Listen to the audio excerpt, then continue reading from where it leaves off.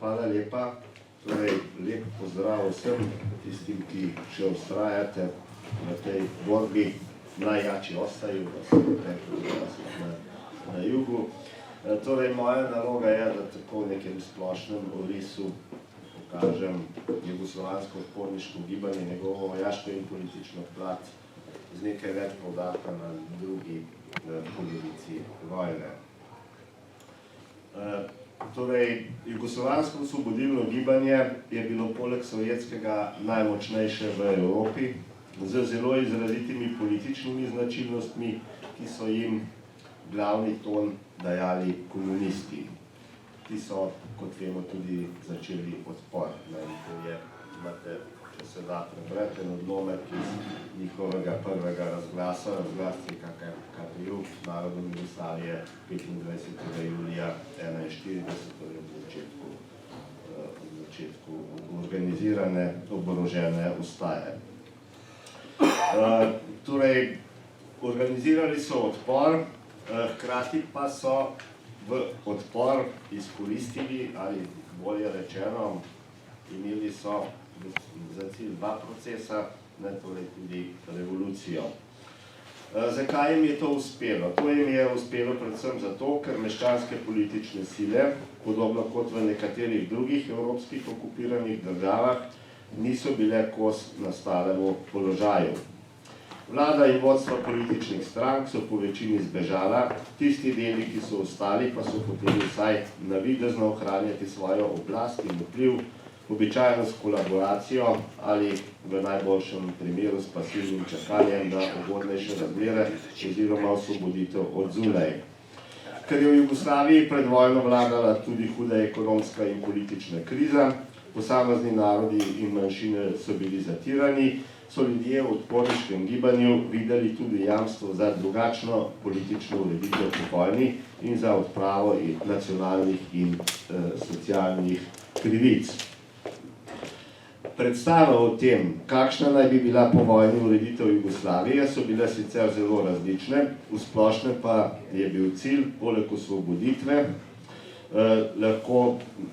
bi lahko te cilje združili v naslednje zahteve. Obnova Jugoslavije v predvojnih mejah z določenimi popravki, torej to velja zlasti za Slovenijo, da se pravi priključitev Slovenskega Primorja, Istre in dela Dalmacije, ki je po londonskem paktu pripadlo Italijo in potem po Rapalski pogodbi, pa tudi vrnili naj bi Koroško in Porabje.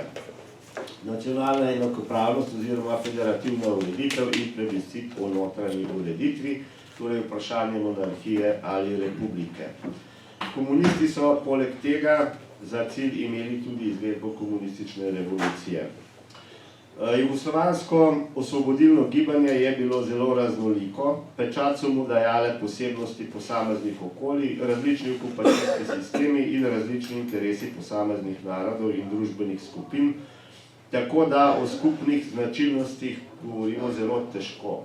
Seveda je potem postopoma med vojno potekal nek proces centralizacije, tudi unifikacije govora, torej unifikacije odpora, ampak osnovne značilnosti posameznih narodov in njihovega odpora so ostajale. Z veliko težavo je skupni odpor nastajal tam, kjer so mednacionalni spopadi prerasli v krvavo etnično vojno, naprimer med Srbi in Hrvati v Bosni in Hercegovini, pa tudi seveda na Hrvaškem. Tam je osvobodilno gibanje nastopalo z geslom o bratstvu in enotnosti, to je s priznanjem enakopravnosti vseh narodov. V posameznih delih Jugoslavije je med vojno divjala državljanska vojna, najbolj izrazito v Srbiji, med rojalistično usmerjenimi četniki Draže Mihajlovića, ki so se kljub anglofilstvu povezali z okupatorji in med Titovimi partizani. Podobno velja za Črno goro. Medsebojni spopadi so potekali na skoraj vsem jugoslovanskem ozemlju. Poleg etničnih razprtij in obračunavanj je bila zanje poglavitni vzrok kolaboracija na eni strani, na drugi pa komunistične težnje, da pod okriljem narodno-osvobodilnega boja že med vojno obračunajo z razrednimi nasprotniki. Kdo je prvi začel, je v posamičnih primerih težko ugotoviti, čeprav se je na splošno kolaboracija začela prej kot osvobodilno gibanje. V osnovi so bile korenine spopadov že v predvojnih političnih delitvah in so vojne razmere samo še stopnjevale prejšnje konflikte do oboroženih spopadov. Odločitev za skupno osvobodilno gibanje in obnovo Jugoslavije ni bila pri vseh narodih sočasna ali enaka. Težave niso bile le v Bosni, obremenjeni z ustaškim genocidom nad Srbi in Judi, v pokolih so namreč sodelovali tudi muslimani, pač pa tudi na Hrvaškem, kjer je precej ljudi v neodvisni državi Hrvaški kljub ustaškemu režimu videlo zarodek svoje države. Najmočnejša predvojna stranka HRSS je zagovarjala politiko pasivnosti in distance do ustaške države. Novo nastalo hrvaško državnost je sicer podpirala, državnost mislim v narekovajih. Težave so bile tudi v Makedoniji, kjer so zaradi negativne izkušnje z bivšo kraljevino zavračali vsakršno jugoslovanstvo in je bulgarska propaganda o osvoboditvi imela precejšen uspeh. Na Kosovu, kjer so se sprva upirali le Srbi, je oblastni narodno-osvobodilni odbor še za novo leto 1944 videl uresničitev samoodločbe Albancev tako, da bo Kosovo priključeno k Albaniji. To je ta tako imenovana Bujanska konferenca, ki je potem v Jugoslaviji tudi v zgodovini vzbujala mnoge polemike, kot se starejše generacije še spominjate. Kot prvi se je sredi septembra 1941 za vključitev slovenskih partizanskih čet v skupno jugoslovansko gibanje odločil vrhovni plenum Osvobodilne fronte Slovenije oziroma SNO. Še v drugi polovici vojne se je enakovreden odnos med centrom jugoslovanskega gibanja in posameznimi pokrajinami začel spreminjati in odporniško gibanje se je začelo centralizirati. Prvi tak poskus je že v septembru na tej znani konferenci Stolice pri Krupi in vojaškem posvetovanju. V tem procesu je vedno pomembnejšo vlogo dobival tudi generalni sekretar KPJ in vrhovni komandant partizanske vojske Josip Broz Tito, ki sprva razen ožjemu krogu vodstva ni bil znan. Širile so se govorice, da kot oseba ne obstaja, da gre za človeka, ki so ga poslali iz Moskve in tako naprej. Nato pa je njegova osebnost dobila legendarne razsežnosti in postopoma z nekritičnim oboževanjem prerasla v kult osebnosti. Centralizacija je bila na vojaškem področju končana spomladi 1945 z vključitvijo samostojnih nacionalnih partizanskih vojsk v enotno jugoslovansko armado, na politično pa z ustanovitvijo in delovanjem centralnih organov oblasti, torej AVNO-ja in Nacionalnega komiteja osvoboditve Jugoslavije in še zlasti z mednarodnim priznanjem nove Jugoslavije. Nekaj o vojaškem vidiku. Komunistična partija Jugoslavije ni priznavala razkosanja Jugoslavije in je v prvih mesecih okupacije zbirala orožje in organizacijsko pripravljala partijo na vojne razmere. Politično se je vodstvo držalo ocene Kominterna, da je druga svetovna vojna imperialistična vojna in je na ostajo pozvalo najprej na dan napada na Sovjetsko zvezo, nato pa še enkrat 4. julija 1941. Do opaznejšega odpora je zaradi ustaškega nasilja nad Srbi pred napadom na Sovjetsko zvezo prišlo le v delu Hrvaške in v BiH. Imamo pa posamične odporniške skupine tudi v drugih delih, tudi v Sloveniji, vemo. Napad na Sovjetsko zvezo je vodstvo ocenilo kot možnost, da se imperialistična vojna spremeni v revolucionarno, vendar je bil že leta 1941 revolucionarni cilj za nekaj časa postavljen v ozadje, poudarjal pa se je osvobodilni značaj narodno-osvobodilnega gibanja. Politbiro CKKPJ je 27. junija 1941 v Beogradu ustanovil glavni štab narodno-osvobodilnih partizanskih odredov Jugoslavije. V bistvu je šlo za preimenovanje vojaške komisije CKKPJ v štab. Ta se je kasneje preimenoval v vrhovni štab narodno-osvobodilnih partizanskih odredov Jugoslavije. Kasneje je bila ta vojska imenovana Narodno-osvobodilna vojska Jugoslavije. Glavni štabi pokrajinskih enot so bili ustanovljeni v Srbiji, na Hrvaškem, v Sloveniji, Bosni in Hercegovini in Črni Gori. V Srbiji in Črni Gori je do vstaje prišlo po stoletni vstajniški, hajduški tradiciji. Ljudje so preprosto vzeli orožje in se zbrali na mestih, kjer so se ob napadih zbirali že stoletja. Odziv je bil množičen, deloma zaradi razočaranja nad politiko vodstva države, deloma zaradi hitrega poraza v aprilski vojni, pokazala pa se je tudi tradicionalna solidarnost z Rusijo. Že jeseni 1941 so partizani obvladovali precejšnjo osvobojeno ozemlje v Srbiji, središčem v Užicu, tako imenovana Užiška republika. Črna Gora pa je bila razen večjih mest osvobojena. Žarišča vstaje so nastajale tudi drugod, okupatorji razmer niso mogli več obvladovati, večino vojske so sicer pripeljali na vzhod, zato so morali pripeljati nazaj okrepitve. Poleti in jeseni so z ofenzivnimi akcijami okupacijske sile večino vstaj zatrle, pri čemer so izvajale represalije nad prebivalstvom, množična streljanja, deportacije, požiganje naselij, ropanje. Partizansko gibanje je zašlo v hudo krizo, poleg tega pa je bil tudi njegov nadaljnji razvoj zelo neenakomeren. Po nemškem zavzetju mesta Užice, v ofenzivi, kateri so na nemški strani že sodelovali tudi četniki, se je v srednji del partizanskega gibanja po zimi 1941 umaknil v Sandžak in nato v vzhodno Bosno. Tam je nastalo novo osvobojeno ozemlje središče v Foči. Aprila in maja 1942 so okupatorji tudi to osvobojeno ozemlje zavzeli. V drugi polovici leta 1942 se je v srednji del osvobodilnega gibanja z vrhovnim štabom premaknil proti zahodu, kjer je bil odpor v vzponu. Partizanska ofenziva je osvobodila večji del Bosne in precej južne Hrvaške. Osvobojeno ozemlje je v začetku leta 1943 segala od predmestja Reke, Karlovca in Zagreba do rek Bosne in Neretve. Novembra 1942 so bile ustanovljene prve divizije in korpusi nov Jugoslavije. Tako da so v tedanji uspehi narodno-osvobodilnega gibanja resno ogrozili tudi obstanek neodvisne države Hrvaške. Za jugoslovanske partizane je bilo odločilno leto 1943. V hudi bitki na Neretvi spomladi 1943 jim je uspelo zlomiti četniške oddelke, ki so jih pripeljali Italijani, in se do sredine maja 1943 prebiti v Hercegovino, Črno Goro, Sandžak in vzhodno Bosno. V ofenzivi na Neretvi je sodelovalo okrog 120.000 vojakov, približno 150 letal, močne oklepne enote in topništvo. Partizani so porušili most čez Neretvo, kar je Nemce prepričalo, da se bodo prebijali v nasprotni smeri. V resnici pa so porušeni most za silo povezali, odvrgli težko orožje, most prečkali in se prebili obrambo okupatorjev.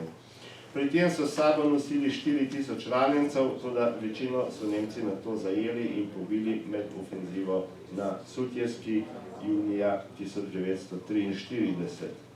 Srdite bitke, nečloveški napori, izčrpanost, pomanjkanje hrane in zdravil, nalezljive bolezni, zlasti tifus in maščevalni ukrepi napadalcev so v času obeh bitk zahtevali velike žrtve tako med civilnim prebivalstvom kot partizani. Tretjina od približno 20.000 partizanov, večinoma Srbov, Črnogorcev, Hrvatov, muslimanov, pa tudi drugih narodnosti, je na Sutjeski padla. Po teh bitkah je strateška pobuda postopoma prehajala na partizansko stran, ki svojih operacij ni več zgolj prilagajala sovražnemu pritisku. K temu je prispeval tudi nastanek novih žarišč upora na jugu Srbije in v Makedoniji, pa tudi na Kosovu in v Metohiji. Ob kapitulaciji Italije so enote nov, večino italijanskih enot razorožile in pridobile mnogo orožja, streljiva in opreme. Partizanska vojska je po kapitulaciji Italije štela več kot 300.000 bork in borcev in je Nemci niso mogli nikoli več učinkovito omejevati. Lahko bi rekli, da je od leta 1943 naprej nekakšen status quo nekje do začetka leta 1945 oziroma konec leta 1944. Začele so nastajati prve večje motorizirane enote, ustanovljena je bila mornarica. Čeprav se je nesorazmerje moči zelo zmanjšalo in je bilo nasprotnikov, okupatorjev in raznih kvizinških enot še vedno veliko, okrog 650.000, pa so bili ti prisiljeni večinoma braniti najpomembnejše strateške točke, predvsem Jadransko obalo in dostopa do nje, prometne zveze in industrijska središča. ponovnega okupacijskega sistema nad precejšnjim delom jugoslovanskega prebivalstva niso bile več zmožne postaviti na novo, čeprav so jeseni 43 in pozimi 44 del osvobojenega ozemlja, zlasti ob Jadranski obali in ob njenem neposrednem zaledju, osvojili. To je približna slika osvobojenih ozemelj na področju Jugoslavije leta 1943. Na razvoj vojaških operacij v zadnjih 2 letih vojne je v Jugoslaviji najbolj vplivala Hitlerjeva odločitev, da bo evropsko trdnjavo branil na Balkanu. V Grčiji je zadržal močno skupino armad E, za vsako ceno pa je hotel obdržati tudi prometne zveze skozi Jugoslavijo in obnoviti nadzor nad jugoslovansko obalo. Spomladi 1944 je skušal še zadnjič odločilno obračunati z osvobodilnim gibanjem v Jugoslaviji. 25. maja 1944 je s kombinirano zračno desantno, motorizirano in pehotno operacijo, tako imenovanim desantom na Drvar, skušal uničiti Tita in vodstvo narodno-osvobodilnega gibanja. Po večdnevnih bojih in hudih izgubah na obeh straneh operacija ni uspela, vrhovni štab pa se je preko Barija umaknil na otok Vis. To je slika Josipa Broza nekako iz tistega časa. Bil je, kot veste, v tem spopadu tudi ranjen ga je drobec bombe. Na načrtovanje sklepnih operacij so vplivali tako vojno-strateški kot politični razlogi, zato je vrhovni štab Nov Impoj težišče vojaških operacij prinesel v Srbijo kot podporo prodirajoče Rdeči armadi in zaradi uničenja četniškega gibanja, s čimer bi onemogočil vpliv pred vojnim vladajočim vrhovom. Drugi cilj je bila Dalmacija, z njeno osvoboditvijo bi odpadli vsi razlogi za tamkajšnje izkrcanje britansko-ameriških čet. Z usklajenimi operacijami osrednjih enot NOV in NOVJ in Črne gore, vzhodne Bosne in Srbije in ob sodelovanju z Rdečo armado od septembra 1944 je bila osvobojena večina Srbije z Vojvodino in Beogradom, do konca leta 1944 pa še Makedonija, Kosovo, Metohija in Črna gora. Tukaj imate poročilo načelnika 3. ukrajinske fronte, v kateri niso bili samo Ukrajinci, kot običajno zdaj slišamo te dni, o osvoboditvi Beograda. Četniški vodja Draža Mihajlović se je s približno 15.000 možmi umaknil v vzhodno Bosno. Decembra 1944 je bila osvobojena Dalmacija, enote NOV pa so imele že okrog 600.000 borcev. Njihova glavnina se je preoblikovala v armade. 1. marca 1945 se je partizanska vojska preimenovala v Jugoslovansko armado. Ta je čez zimo prešla na frontalni način bojevanja od Drave preko Srema, to je bil srednji del fronta, ki so ga potem prebili s težavo, do Bosne in severnega Jadrana. Sremska fronta je zaradi pomanjkanja izkušenj s pozicijskim bojevanjem terjala veliko žrtev. Slovenska in hrvaška enote v neosvobojenem delu pa so napadale zlasti prometne zveze in širile osvobojeno ozemlje.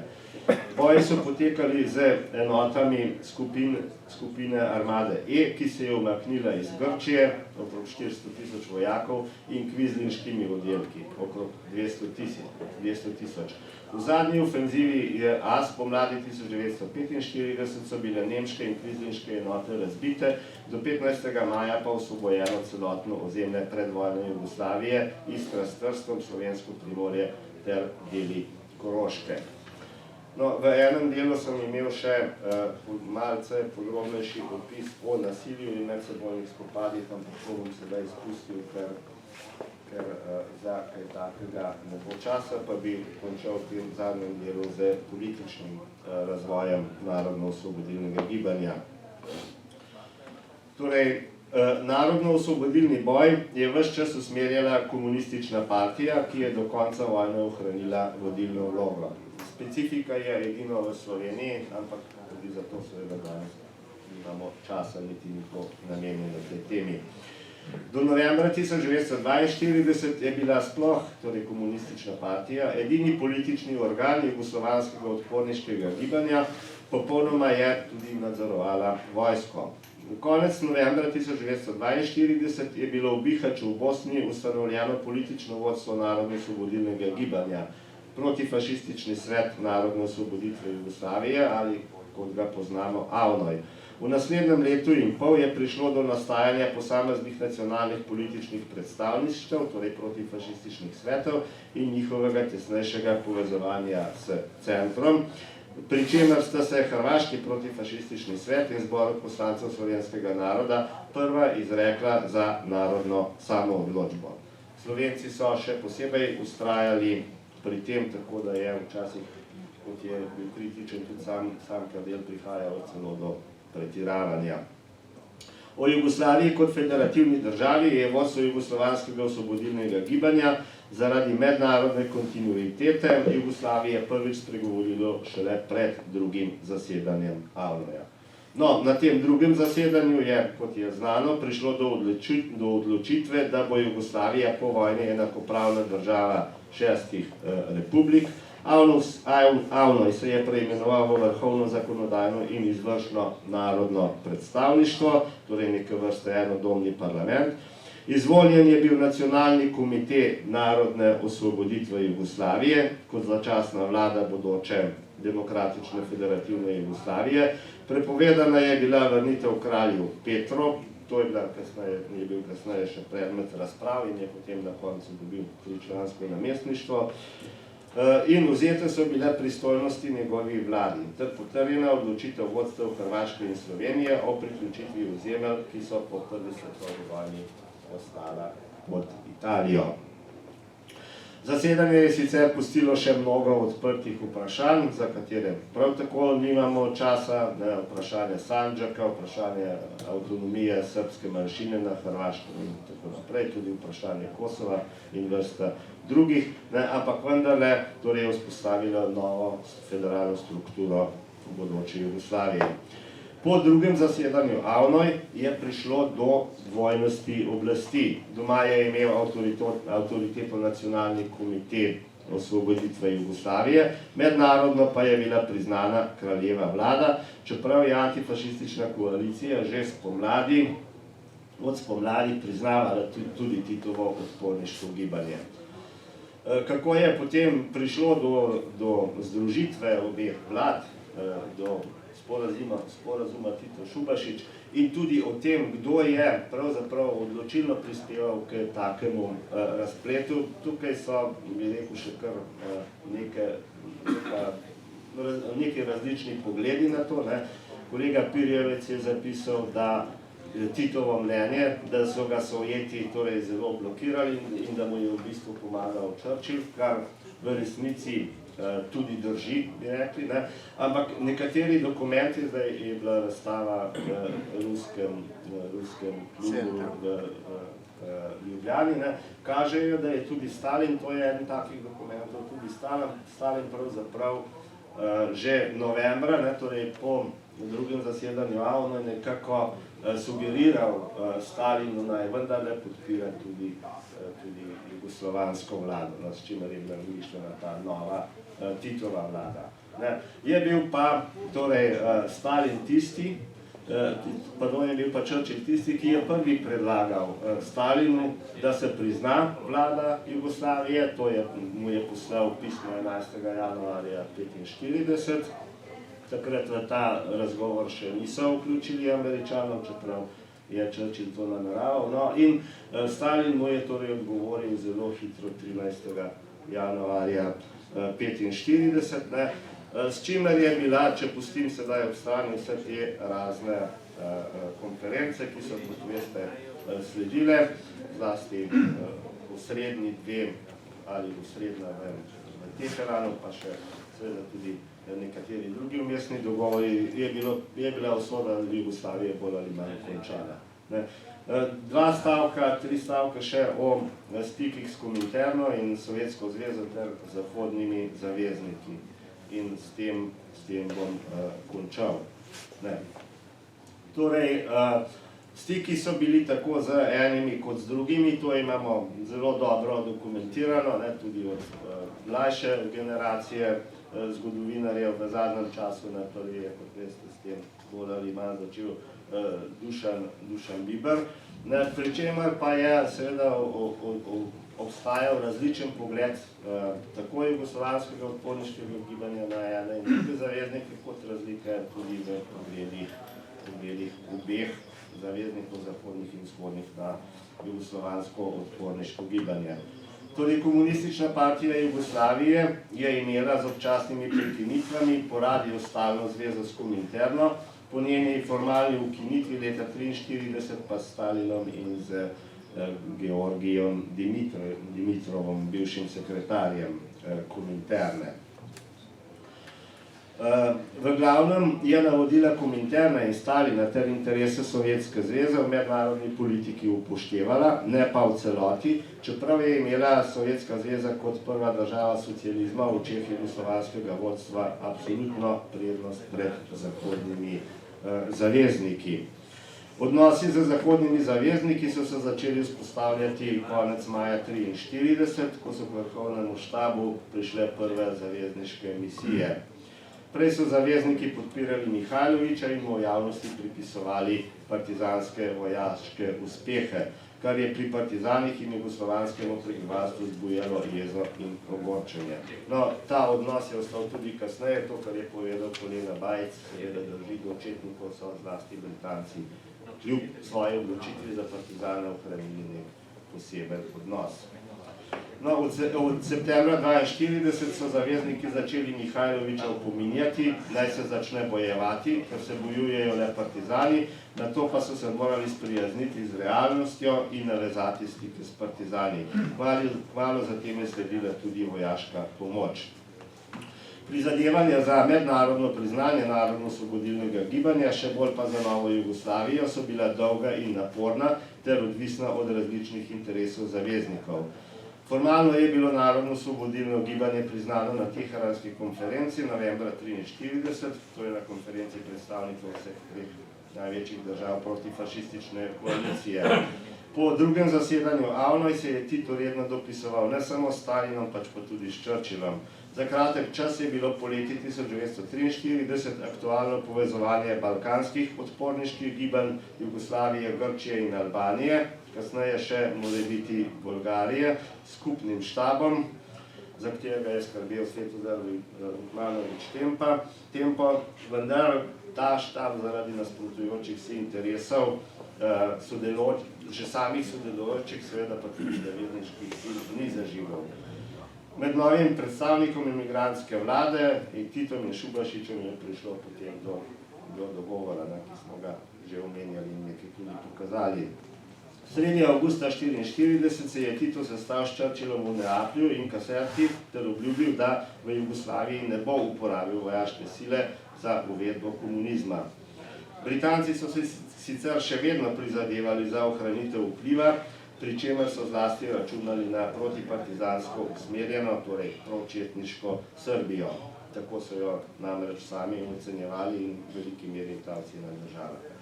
Na pritisk zaveznikov je konec avgusta 1944 kralj razpustil svojo vrhovno vojaško komando in razrešil Draža Mihajlovića, kar je bil glavni pogoj tudi za ustanovitev skupne vlade. No, oktobra 1944 je potem prišlo do delitve tako imenovanih interesnih sfer med Churchillom in Stalinom, ki pa niso imele nekega neposrednega vpliva v Jugoslaviji, kljub prizadevanjem. Lahko to razberemo edino pri, recimo, delitvi, oziroma, ja, lahko bi rekli, razdelitvi interesnih sfer pri vojaški pomoči oziroma pri delovanju enega in drugega letalstva. Kaj dosti često pa zaradi svoje vrstne politike potem ni prišlo.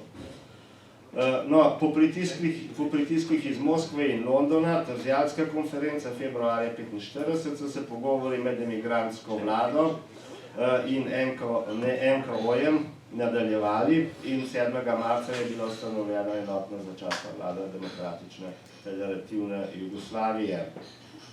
Avno je pa razširjen z tako imenovanimi nekompromitiranimi poslanci. Začasna vlada ni imela koalicijskega značaja, zastopala naj bi program enotne Jugoslovanske ljudske fronte, njena naloga pa je bila predvsem pripraviti volitve v ustavodajno skupščino. Proti koncu vojne so se odnosi z zahodnimi zavezniki začeli zaostrovati, zakaj smo slišali že v prvem delu tega posveta.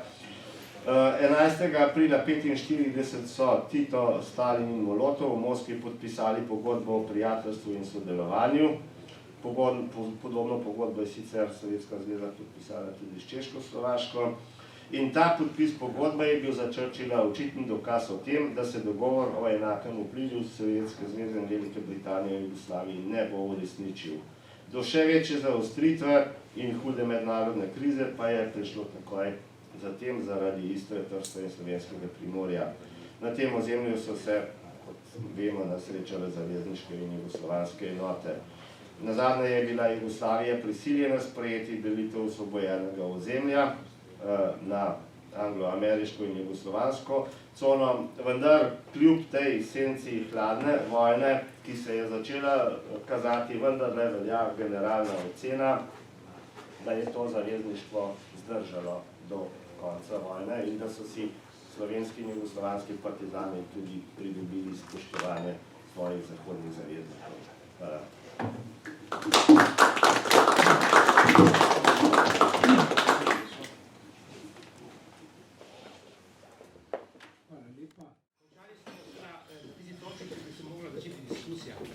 Predlagam, da začnemo s to točko, da tako naprimer bomo zaključili našega zborovanja. Kdo se je javil v diskusiji? Savi, Anka, Savi. Savi? Savi. Ti si bil prvi? Ja. No, prosim. Med prvi, vidite, že čakam. Dobro, Savi Njogan.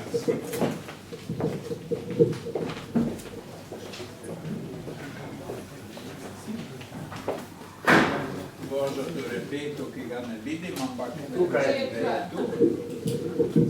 Čakal, Ena zanimiva dilema je bila, ki je po svoje tudi za Primorsko zanimiva, a se sliši, ker je gre za odnos med centralizmom ali enotnostjo in nacionalnim poudarkom v tem razvoju NOB, ki vemo, da je imel tudi svoje nasledke potem do konca Jugoslavije. Z tega vidika se mi zdi, da je zanimivo, da kljub tej tendenci poudarjanju enotnosti, čim bolj trdne enotnosti, čim bolj demokratične in tako naprej, so se ves čas tega obdobja NOB vendarle tudi drugi poudarki kazali. Konkretno bi omenil tisti pogovor, ki je bil že omenjen slovenske delegacije 30. novembra 1943, kjer je Tito omenil ne samo to, kar se poudarja, kar je to bistveno, da bodo poveljevanja v slovenščini, ampak pravi, vi boste imeli svoje vojsko in v tej vojski bo normalno poveljevanje v slovenščini. Eno leto kasneje, oziroma slabo leto kasneje, je, ko so se zbirali za napad na Beograd, za osvoboditev Beograda in Srbije, naenkrat partizanov v Srbiji ni bilo več. 3000 v oklepaju je ena ocena, ker so pač takrat po Užicah so vsi ušli v Bosno, ampak ker je bila potreba politična, da Beograd in Srbijo, tudi Srbijo osvobodijo, ali predvsem Srbi, so začeli preorganizirati nekatere enote, tako da so vse Srbe iz Srbije, Srbe iz Bosne in tako naprej združili v te enote, ki so morale biti prve na tej fronti. Tako da se vidi, da je ta potreba in poudarek bil vendarle na en način ves čas tega trajanja narodno-osvobodilnega boja in tudi takoj po vojni prisoten. Zdaj zanima me, Repeta bi prosil, na kakšen način je bila videna ta situacija, ta potreba, ali ravnotežja, ali enakomernega poudarjanja enega in drugega pristopa, recimo pri Makedoncih, ki so šele pravzaprav vstopali na en način skozi Sremsko fronto in tako naprej. In v kakšni meri je ta dilema in bolj ali manj srečne ali nesrečne rešitve pripeljala tudi do konca tega skupnega projekta, ki se je imenovala Socialistična federativna republika Jugoslavije. Ja, to vprašanje centralizacije se pravzaprav postavi se dvakrat, moče poenostavljeno rečem.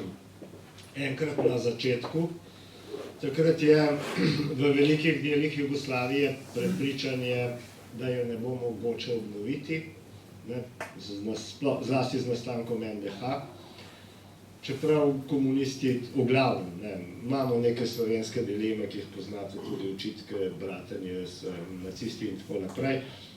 Imamo tisto, kar je Bojan pisal, eno številko slovenskega poročevalca, ljudske pravice, poročevalca, ki naj bi izginila, ki jo ne najdemo in kjer naj bi Kidrič zapisal, da so komunisti ponosni, da so razbili Jugoslavijo, uničili to zver, nekako tako je napisal.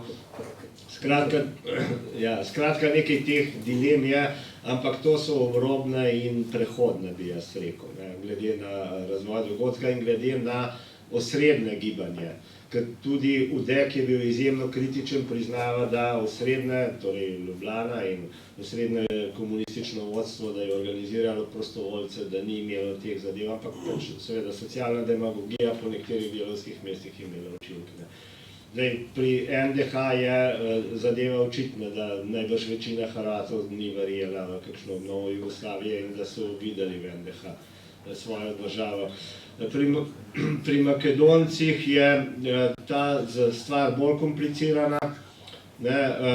Tam, kot najbrž veste, se je komunistična partija razdelila. En del pod vodstvom Šatorova je v bistvu zagovarjal stališče, da je pač zdaj nova realnost, da so oni postali del bolgarske države in da morajo funkcionirati tudi kot komunisti znotraj te nove bolgarske države. In je projugoslovanski del je pač se pridružil Titu in osvobodilnemu gibanju in ta je prevladal. Tako da tam nekje so ves čas poskusi centralizacije. Saj to je v Sloveniji najbolj očitno v letu 1942 s prihodom Marsa Jovanovića in teh drugih. Drugje je morda teh dilem manj, ker je pač centralizacija že sama po sebi obstaja, glede na naravo gibanja Bosne, recimo, kjer je pač večina tega gibanja. Res je točno to, kar si rekel, v Srbiji je bilo ostalo celo vojno nekaj lokalnih partizanskih enot. In so morali pravzaprav uvoziti na nek način osvobodilno gibanje, da je Srbija postala, ne bom rekel prokomunistična, ampak pač projugoslovanska. Da v Kosovu ne govorim in tako naprej. Skratka, ta centralizacija, ki je začela nastajati, zlasti po letu 1943, je imela dva značaja, dva namena. Jaz mislim, da je Tito v bistvu, takrat, ko je to obljubljal Avšiču in ko je bila ta razprava, da je mislil iskreno. On je tudi rekel v tistem razgovoru, da morajo tovariši iz Slovenije, da razume specifično situacijo, da ve, da je to najbolj izjemno težko pravzaprav v Sloveniji, bolj kot drugje, glede na kompleksno situacijo, ampak da morajo razumeti, da zaradi mednarodnih interesov bo prišlo do določene centralizacije, ki pa bo prehodna. In torej, to je bilo neko tako prepričanje, da gre za prehodno stvar v interesu vzpostavljanja nove Jugoslavije, v interesu vojaških operacij in tako naprej. Drugi vzgib, ki je bil, je bila pa najbrž, to lahko domnevamo, pač izvedba revolucije, ki jo je bilo možno izvesti na nek centraliziran način. In jaz tudi mislim, da te razprave v Sloveniji v zvezi z Dolomitsko izjavo in vse druge, da so pravzaprav take lokalne posebnosti. Ker tudi če ne bi bilo komunistov, tudi če ne bi bilo osvobodilne fronte, tako kot so se stvari razvijale, bi najbrž jugoslovanska armada prišla v Slovenijo in vzpostavila sistem, kakršen se je vzpostavil. Tako da je to v nekem širšem kontekstu, to je sicer if history, ampak brezpredmetno. Za Makedonce pa točno ne vem, tam je pač prevladala ta projugoslovanska struja, zlasti pa mislim, da so jim dali torej polet, s tem, ko je bilo ustanovljeno ta protifašistični svet, ne, sicer v Srbiji, ne, v samostanu Prohor Pšinski, ki je tudi danes še v Srbiji, ne, kjer ne morejo proslavljati in tako naprej, ampak to je bila prva v bistvu resnična državna manifestacija sedanje države Makedonije. Ne, zdaj, kaj bo s to državo? A smem samo še, sem dobil par idej, ki so povezane tudi s prejšnjo razpravo, glede vpliva Sovjetske zveze, ki si omenil Jožeta, ne, da pač Sovjetska zveza, da njen vpliv je bil relativno skromen, ne, na razvoj gibanja. Dobro, vemo, da so bili v stalni zvezi in tako naprej centri v Moskvi, ampak jaz bi izpostavil eno drugo stvar, ne, ki kaže, da vendarle ta vpliv je bil tudi konkretno večji, kakor se je v določenem času pač partizansko, oziroma Tito po informbiološkem sporu želel prikazati. Jasno je bilo, da so se hoteli predstaviti kot popolnoma emancipirane že od leta 1941 Sovjetske zveze in Moskve, pač v smislu tedanje politike. Seveda so bili avtohtona revolucija tudi najbolj zaslužni, seveda brez Tita in jugoslovanskih komunistov, seveda tukaj ne bi prišlo tudi s ne vem kakšno pomočjo Moskve. Vendar pa v zaključni fazi pa je bila ta, bi rekel, prav konkretna pomoč vendarle dovolj velika. Ne. To je pa vendarle treba povedati. Bila je menjena Srbija, koliko je bila 3000 partizanov, zdaj pustimo nekaj gore dol, ampak malo jih je bilo. Vemo pa, da je tudi Srbija ključna pokrajina za celoten razvoj v Jugoslaviji pomenila. Ne. In to so se vsi zavedali. Ne. Zdaj, za Titovega življenja niso smeli biti objavljeni določeni dokumenti, ki so bili sicer v Titovih izbranih delih, ampak rečemo leta 1988, ne, to sta dve kar pomembni pismi iz julija 1944, ki jih je Tito pisal Stalinu in Molotovu. To ni tako nepomembno, ne, ker je prosil Tito, ne, da pač, če bi južno krilo Rdeče armade zavilo tudi malo na jugoslovanski prostor v tem smislu, kar se je tudi pol uresničilo. Tako da je bila tudi ta čist materialna pomoč vendarle tudi pomembna. Ne v tem smislu, kot so pač v teh pismih majskih leta 1948 Stalin in VKPB očitali jugoslovanskih komunistov, seveda tiste je bilo žaljivo in pač, ne, ampak vendarle ta element je bil dokaj pomemben, oziroma tako bom rekel, bistveno bolj, kot se je za časa Titovega življenja po informbiološkem sporu prikazovalo pač v Jugoslaviji. Ne. V tem smislu bi vendarle rekel, da ta sovjetski vpliv ni bil tako zanemarljiv v tem zvezi. Ne. Kar se tiče Makedonije, ne, da je zmagala projugoslovanska struja, seveda drži, ampak to vprašanje je šlo na sedež Kominterne, kjer je bil Bolgar, to se pravi Dimitrov, nekak šef. Ne. In kakšen odgovor je septembra 1941 prišel? Odgovor Kominterne je bil, da iz celizhodnih razloga još uvijek KPU radi v Makedoniji. Ne. To je bilo skratka, ni bilo še skratka. Ne, tako da to so da res nekatera vprašanja. Vemo tudi, da je zdaj, mislim, da junija ali julija, zdaj se ne moram spomniti, je šel članek, pač, mislim, da ga je Tito napisal ali pa podpisal, zakaj smo še zmeraj v sestavi KPU, ne?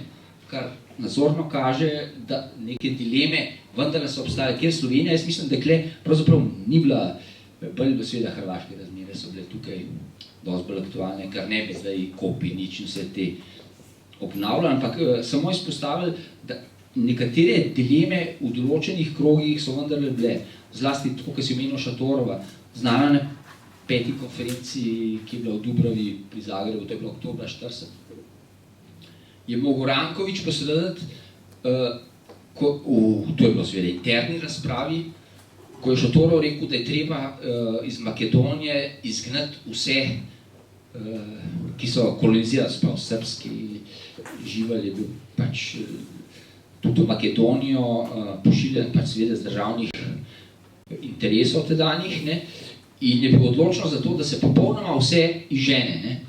Pa prav Ranković prav, dobro, pa čisto vse, to so tudi kakšni preprosti ljudje, se niso sami neki režimski ljudje, ne. In to je bilo še pred vojno, to kaže na te različne poglede tudi na nacionalno vprašanje. Pri čemer bi zlasti pri teh, rekel, Bolgarih, ne, situacija je bila zelo podobna kot to, kar je pri nas bolj aktualno, sprav odnosi, kar je Carlsen govoril, pa ne vem kaj, z italijanskimi komunisti. Zelo podobni odnosi, ki so se pa seveda izkristalizirali šele leta 1944, so bili tudi z bolgarskimi komunisti. Ne. Znano je Kardelovo pismo, kjer primerja, KPI je proti priključitvi, ne, skrati je proti nam, ne. Ampak to je zelo podobno kot bolgarska komunistična partija. Makedonija jih zelo boli. In oni predlagajo, to pravi Kardel, bolgarski komunisti, ne, ja, da bi priključili Makedonijo Bolgariji. In to potem, ko so nas oni napadali, ko nas je Bolgarija napadla, po tej vojni ne bi Bolgariji priključili, rekel, to bomo zelo težko sodelovali. Ne. To hočem reči, da ta proletarski internacionalizem je zelo specifična in relativna stvar. Ne. Podati sem pa hotel to, ne, ravno te vidike pri KPI in Bolgarih. To je bilo še zelo, zelo izrazito. Tudi med komunisti. Hvala lepa. Naslednji, Jože.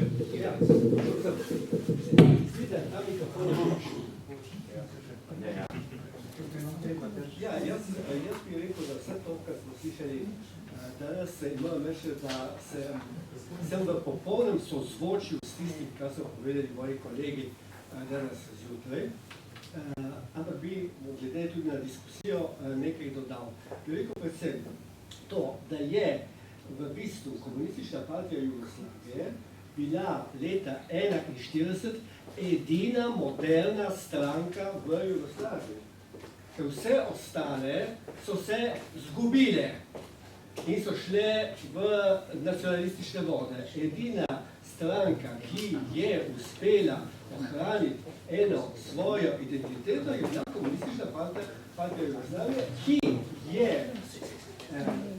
je bila za Jugoslavijo, seveda za eno federalno Jugoslavijo, in to kaže že dejstvo, da so ustanovili komunistično partijo Slovenijo, komunistično partijo Hrvaške, so hoteli ustanoviti komunistično partijo Makedonije, so ustanovili pokrajinski komite Srbije, torej so nekako že individuirali te različne federalne enote, ampak tisto, kar se meni zdi zanimivo, in meni se zdi, da ti, Božo, nisi tega omenil, je dejstvo, da so oni bili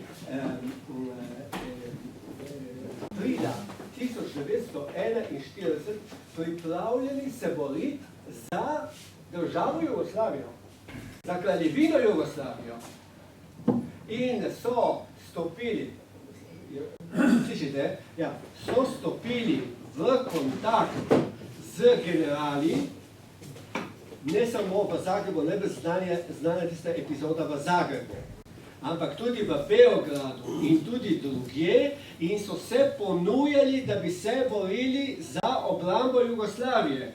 In jaz ne berem prav Čolakovića, pravi, smo dobili nalogo, da gremo vsi na jug, zaradi tega, ker smo bili prepričani, da je na jugu se bo oblikovala ena fronta proti okupatorjem. Torej, oni so bili pripravljeni se boriti za kraljevsko Jugoslavijo.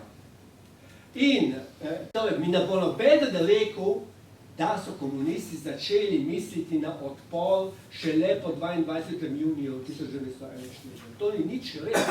Oni so hoteli se že aprila vključiti v borbo proti tem imperialističnim silam. To ni uspelo zaradi tega, ker je vojska, jugoslovanska vojska neslavno propadla, predvsem zaradi srpskega oficirskega korpusa. In potem so se začeli aktivno pripravljati za odpor. Zaradi tega, ker v nasprotju s Stalinom so bili prepričani, da bo prišlo do konflikta med Nemčijo in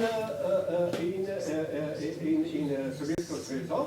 In je recimo zelo zanimivo, da vem, če vi poznate tisti apel na nemške in italijanske vojake, ki ga je naslovil Tito junija 1941, ko jim je jasno rekel, gledajte, politika Hitlerja je ta, da vas bo spravil v konflikt s Sovjetsko zvezo. Tako da je, kar se tega tiče, mislim, 22. juni, samo bi rekel tisti zunanji povod, ki sproži situacijo, ki je bila pač primerna za to, da je potem prišlo do napona. Kar se tiče te diskusije o centralizaciji, kot pravim, jaz vedno trdim, da konec koncev naši komunisti so izhajali iz prepričanja, da nova Jugoslavija ne sme biti takšna, kakršna je bila prejšnja Jugoslavija. Torej, ne ena centralizirana iz Beograda vodena Jugoslavija, temveč sestavljena iz raznih federalnih enot. Da je potem komunistična partija po letu 1945 faktično vodila eno politiko centralizma, ne more biti nobenega dvoma. To, da očitno stvari so se tudi spreminjale. Leta 1943, ko je Tito obljubil našim Avšiču, da bo slovenski jezik vojske, je očitno govoril v tistem trenutku, kar je bilo logično, da bo slovenska vojska imela svoj jezik. Leta 1945 si ni mogel dovoliti, da ne bi imel JLA. In v tistem situaciju v jugoslovanski narodni armiji je bilo treba poenotiti tudi jezik komande. Tako da jaz od tega niti ne učim. Pri vsem vprašanju centralizma je seveda eno drugo vprašanje. Seveda, federativnost je bila sprejeta. Bila je dobro načelo, v praksi se pa je izvajal centralizem. To je Kidrič, naprimer, mislim, da je bil 29. marc, ne vem, na kateri seji politbiroja, mislim, da bi videl. Tam pove prav, pragmatično bomo sprejeli centralizem, ker ga potrebujemo. Ampak ni problem v Jugoslaviji bil ta centralizem, okoli katerega smo se ves čas, pravzaprav od leta 1945 pa do leta 1991, vse do razhoda nategovali, da to besedo uporabijo. Problem je bil, ki si ga pa nikoli v nacionalnem odnosu nikoli ne možemo priznati, ker imamo Srbe radi, hegemonizem. Hegemonizem srbstva, ki seveda so ga vezali na svoj centralizem. In tu je nastajal problem te Jugoslavije. Kidrič, recimo leta 1945 marca je bil za centralizem, ker ga je pragmatično imel. Nikakor pa ni bil pripravljen na ponovni hegemonizem srbske kjerekoli stranke. Samo dva stavka. Jaz bi rekel samo to, če mi dovolite. Srbi se niso mogli, tudi komunisti, srbski komunisti, se niso mogli odpovedati ideji, da je Srbija Piemont. To je veliki problem, ki je zaznamoval zgodovino socialistične Jugoslavije do nekako. Ja, samo dva stavka, vse z Jožetom se v glavnem strinjal, ampak dve razjasnitvi. Torej, zagotovo so se bili komunisti v aprilski vojni pripravljeni boriti za Jugoslavijo, to ni dvoma. V nasprotju zlasti SLS, kar je Bojan zelo ekscelentno opisal, ta srečanje z generalom Zagradcu, ki so bili defetistični, da ne govorim o Koroščevi politiki prej. Točno, veleizdajalski. No, ampak dvomim pa, da so se bili pripravljeni boriti za kraljevo Jugoslavijo. Oni so v tem boju, patriotičnem boju, videli možnost, da se spremeni družbena ureditev Jugoslavije. Tudi če bi ta boj potekal pod komando kraljeve jugoslovanske vojske. In druga zadeva, torej definicija imperializma oziroma obeh taborov. Res je, da so oni formalno pač pisali, tukaj se strinjava, o nekem okrivdi obeh enako. Ampak nijanse, če to podrobno bereš, tako kot bere Bojan zlasti, se točno ve, kakšen odnos je zadnje imel, kakšno definicijo en imperializem, torej nacistični in fašistični in kakšen drugi. Tako da tukaj ni kakšen problem. Kar zadeva pa centralizacijo, seveda dve stvari sta. Eno je ta srbsko enačenje hegemonizma s centralizmom, drugo pa slovenski komunisti so vedeli, da bo neizbežen. Da pač ne gre, da ga je treba blažiti, ampak da bo neizbežen in da bo zelo trd boj za resnično federacijo, ki pa je trajal več kot 20 let. Samo jaz bi samo še, vsem bom zelo kratek. To, kar je Zdene rekel, to, kar je Kidrič, ki je prišel iz Beograda, povedal na seji CK marca 45. Je zelo dobro Zdenko poudaril to, ker kaj je rekel Kidrič, to, kar je itak Zdenko rekel, ampak trenutno je centralizem tista postavka, ki je nam prava, ker separatizem je dobesedno rekel, škodi progresu v tem trenutku. To je bilo to. Hotel sem pa reči še to, kar si ti, Jože, rekel, da so bili komunisti edina moderna stranka. Dobro, to je stvar definicije, ampak zagotovo so bili pa edina vsejugoslovanska stranka. To je tudi zelo pomembno. To hočem, samo to staviti.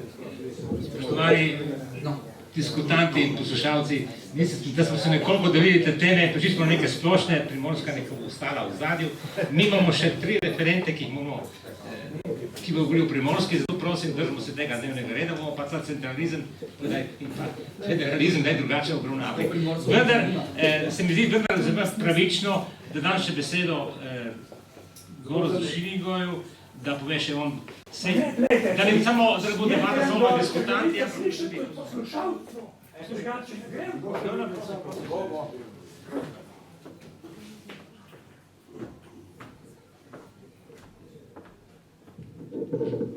Prej sem se vam kratko predstavil, ne zato, da bi se hvalil s funkcijami, zato, da veste, zakaj se upam prijaviti v diskusiji. Sam kratko ponovim. 9-leten sem stal pred tribuno prve slovenske vlade na trgu, končal sem pa kot delegat zadnje slovenske skupščine pred osamosvojitvijo in ustavne komisije. No, prej sem hotel postaviti še eno vprašanje, ampak zdaj gospoda bo volja prešle. Vprašal bi ga, a so tisti četniki, o katerih je on govoril, ko so se borili v Furlaniji, tisti, ki so v neizmernih kolonah šli proti koncu vojne skozi Vipavsko dolino in o katerih sem imel čast govoriti nekoč v privatnem pogovoru s profesorjem Pirjevcem. Sam zdaj gospoda ni več tukaj. To sem hotel. Katera in kakšna je ta prva vlada? Jaz sem se dost ukvarjal s tem, ker so bile proslave. Glejte, mi si že davno večno želestimo, da je bila to prva slovenska vlada. Vemo, da je bila tista 18. leta, 31. oktobra v Ljubljani. Ampak to, kar je prej poudaril, meni se zdi, najbolj je bil gospod Čepič, ko je rekel, ta ljudsko je treba razumeti, to narodno je treba razumeti kot ljudstvo. In poudarek prva ni bil na vladi, ampak ampak je bil na narodni, tako smo takrat to razumeli. No, ampak gledajte, potem je pa o tem govoril profesor Repe tudi. Kaj je bila ta vlada? Jaz sem enkrat polemiziral z zgodovinarjem, mojim dobrim znancem Brunkom, ki je rekel, to je bila leninistična vlada. Taka, kot je bil svet ljudskih komisarjev pod Leninom, ki se je prisvojil. Jaz sem pa vprašal pod zgodovinarja Brunka.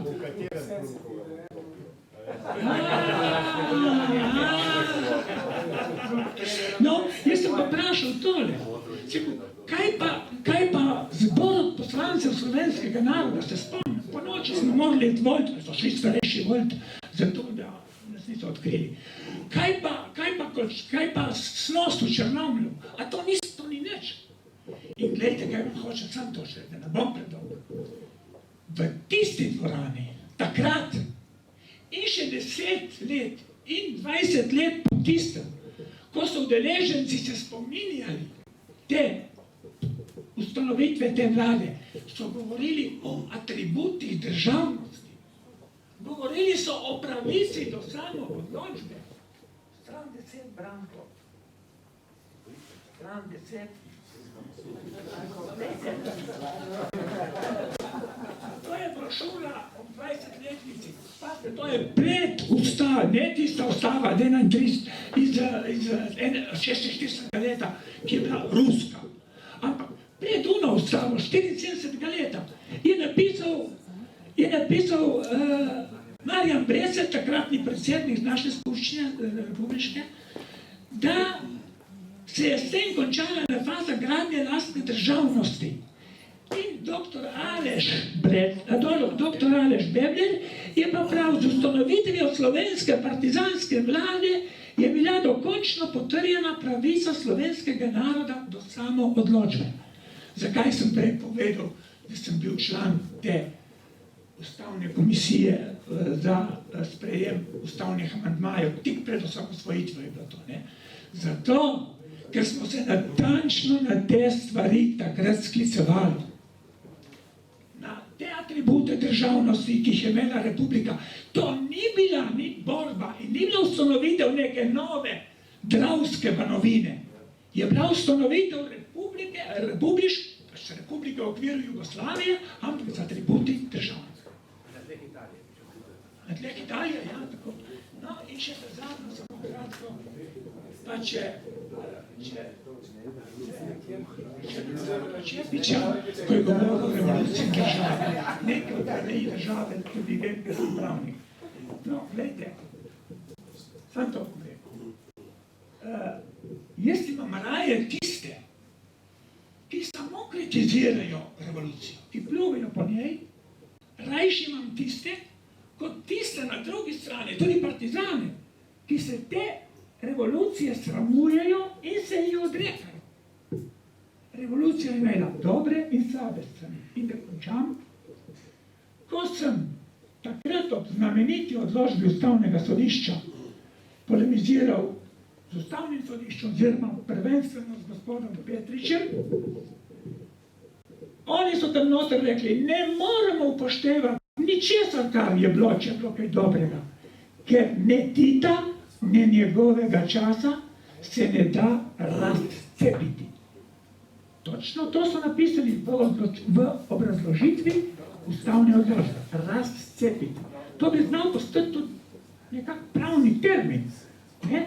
In jaz sem potem odgovoril, a so francosko revolucijo razcepili.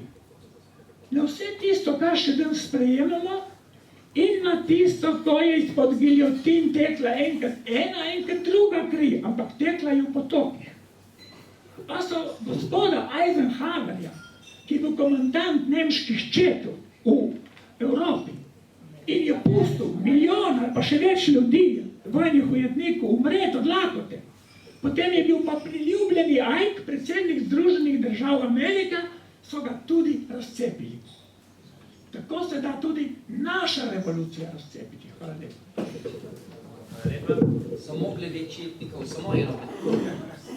Ne, ker to je bilo sinonim, četnik je pomenil sinonim za Srba v tem prostoru. Ker te enote, ki so bile na Primorskem, ki so od jeseni 44 prihajale, v bistvu so bili tudi četniki, ampak predvsem so bili to Nedičeva državna straža, to se pravi kolaboracionisti, in pa Ljotićevci, ki so bili pa vsaj filofašisti, da ne uporabim kakšnega drugega izraza.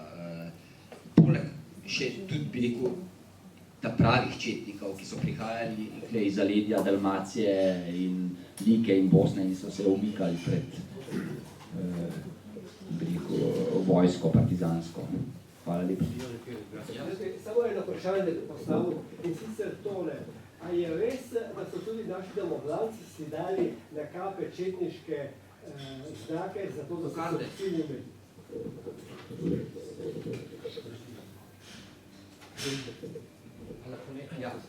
Jaz bi sam še rekel, no, glavnem, rekel sem samo odločba naroda je tista, na čemer pravzaprav temelji, je temeljila revolucija, že hočete, in je temeljiti sedanja država. Ali kakorkoli hočete, tudi Republika Slovenija je nekje, bi rekel, posledica, da ne bom rekel, otrok te revolucije, ki se je zgodila v drugi svetovni vojni. Pa naj se še tako bogokletno to sliši. Pač tako to je. Samo odločba je bila alfa in omega tega hotenja, ali upravičilo, ali kakorkoli sredstvo tega hotenja, in tudi leta 1989, o čemer je gospod govoril, je igrala glavno vlogo in na osnovi teh amandmajev iz leta 1989 je konec koncev potem tudi vsa stvar stekla in tudi konec koncev so dobili priznanje. Tako da bom rekel, vso stvar zašpilimo globalno in ugotovimo, da je ta revolucija v zvezi z samo odločbo naroda pravzaprav pripeljala do tega, kar pač danes imamo v dobrem in v slabem. Kajti, kot sem prej rekel, vsaka oblast ima svoje napake in vsaka oblast ni vedno dobra. Hvala, zdaj smo zaključili debato. Zdaj pa prosim, gremo na zaključni del našega današnjega.